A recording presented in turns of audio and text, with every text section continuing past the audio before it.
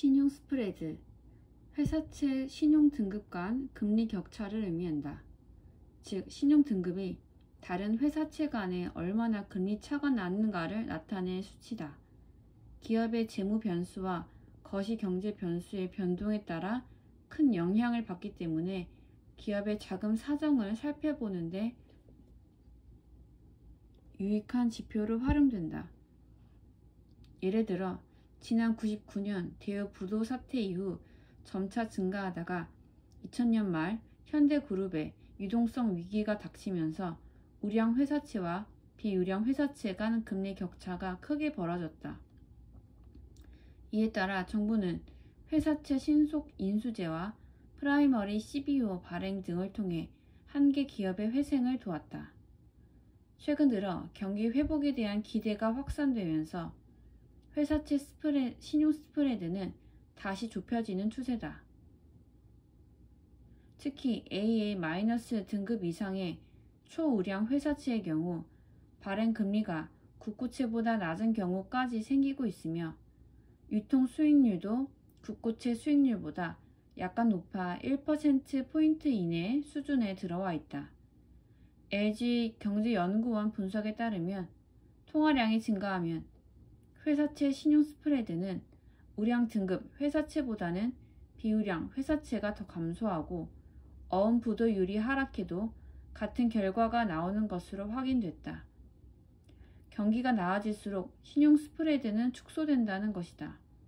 따라서 올해 기업의 재무 상황이 나아지고 통화량과 채권 매수가 일정한 증가세를 유지하는 가운데 국고채 수익률과 즉 주가가 상승하고 어음 부도율은 하락할 것으로 보여 하반기부터 신용 스프레드가 크게 축소될 것으로 기대된다. 신용 스프레드란 특정 채권의 신용 위험이 어느 정도인지를 보여주는 지표로서 동일 만기 무위험 채권인 국고채 금리와 해당 채권 금리의 차이로 나타난다. 예를 들어 신용 등급이 AA-3년 만기 회사채 금리가 2.5%이고 3년 만기 국고채 금리가 2%인 경우 신용 스프레드는 0.5%포인트이다. 현재 회사채는 투자 적격 회사채와 투자 부적격 회사채로 구분되며 투자 적격 회사채는 우량 회사채와 비우량 회사채로 구분된다. 우량 회사채 신용 위험이 비우량 회사채 신용 위험보다 작기 때문에 우량 회사채 신용 스프레드는 비우량 회사채 신용 스프레드보다 당연히 작게 나타난다. 신용 스프레드가 축소된다는 것은 국고채의 금리가 변하지 않음에도 불구하고 회사채 금리가 하락한다는 것이므로 그 업종의 업황이 개선되어 부도 위험이 줄어들었거나 그에 따라 동회사의 회사채에 대한 수요가 늘었음을 의미한다.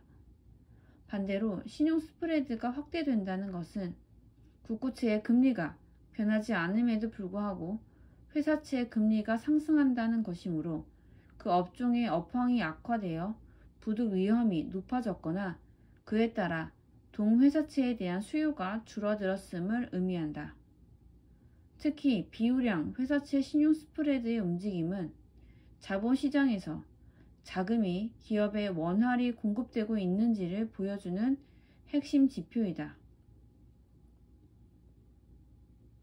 2008년 9월 발생한 금융위기처럼 신용위험이 크게 부각되는 시기에는 비우량 회사채로 자금 공급이 줄어들기 때문에 비우량 회사채의 신용 스프레드가 급격히 상승하게 된다.